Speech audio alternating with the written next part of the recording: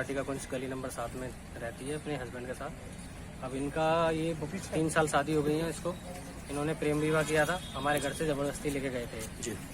इन्होंने अपने आप शादी की है और इन्होंने चलो शादी कर ली, हमने कोई मना नहीं किया। हमने इनका बाद में साथ दिया। इनको जो भी इन्होंने चीज़ की डिमांड की हमने उसकी पूरी की। जब भी हम डिमांड ये हमसे बोलते थे कि ये कर दो वो कर दो। क्या क्या डिमांड करते थे? डिमांड करते थे कि हमें दहेज का पैसा चाहिए, गाड़ी चाहिए, हैं, हमें ज़मीन का पैसा चाहिए। हमने बोला कि देखो जितना हम पे होगा हम करेंगे। हमने इनको 2 लाख रुपए दिए ज़मीन में, इनको ज़मीन लेके दी। इनको फिर बोलने लगे मुझे घर बनाने के लिए चाहिए। फिर हमने 60,000 रुपये दिए।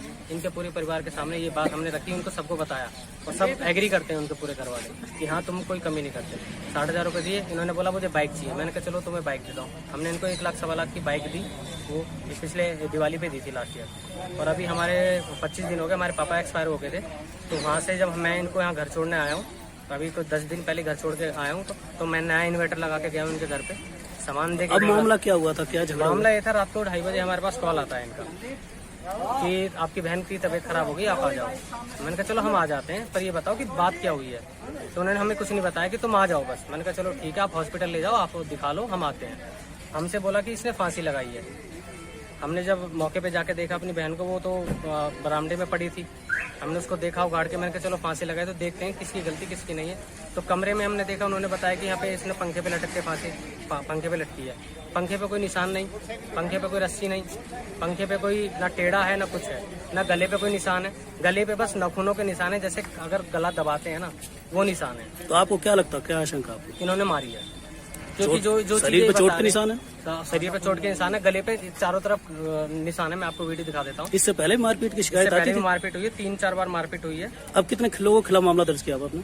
हमने फिलहाल उसी के हस्बैंड के खिलाफ किया और बाकी जो इनके मम्मी पापा हैं जो टॉर्चर करते थे दहेज के लिए, वो अभी आए नहीं है। तो मामला दर्ज हो गया आपका? मामला दर्ज हो गया है फिलहाल। अभी लड़के के खिलाफ हुआ है, बट वो अभी फरार है। हमसे बात नहीं हुई, ना हमसे मिले हैं। उसके पापा भी नहीं है, क्योंकि वही कहते थे कि तू हमें आधा दहेज का पैसा ला के दे। हमने बाइक दी थी तो हमसे कहते थे कि तुमने बाइक क्यों दी, तुम बाइक के पैसे देते हमारे काम आते।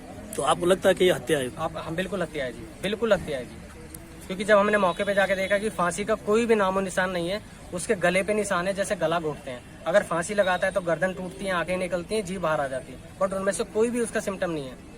बट उसके बस यहाँ निशान है नाखूनों के। और वो उसने हमने जिस हमारी बहन के जो हस्बैंड है अनिल, जिन्होंने उनको मारा है, उनसे हमने पूछा तो उन्होंने बातों बातों में 2 बार ये बोला कि मेरे से गलती हो गई, मैंने फांसी नहीं, उसने फांसी नहीं लगा। क्या नाम था आपकी सिस्टर का? सीमा।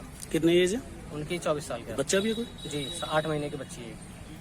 मामला ये है जी, जब हम इनके घर पहुंचे तो हमने देखा कि क्या कहते हैं लड़की शत-विशत अवस्था में इनके घर में पड़ी हुई है और पूरी तरीके से जो है इन्होंने जो फांसी का वो बताया था कि फांसी लगाई गई है, वो फांसी की जगह पर पूरी तरीके से उनके शरीर पर निशान थे, बहुत से घाव थे शरीर पर, गले में। पूरा मामला ये था कि जब इनकी लव मैरिज इन्होंने की थी, लव मैरिज के लिए इनको बोला गया था हमसे, घर वालों से लव मैरिज हुई थी और लेकर के आए। उसके बाद से ही इनको ऐसा लगा कि इनको शायद इनकी जो कमियां हैं वो पूरी नहीं हुई हैं और इनको दहेज की कमी खली।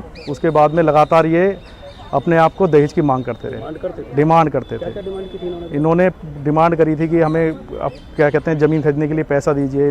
पैसा इनके भाइयों ने दिया, मकान बनाने के लिए पैसा दिया, मोटरसाइकिल ला के दी।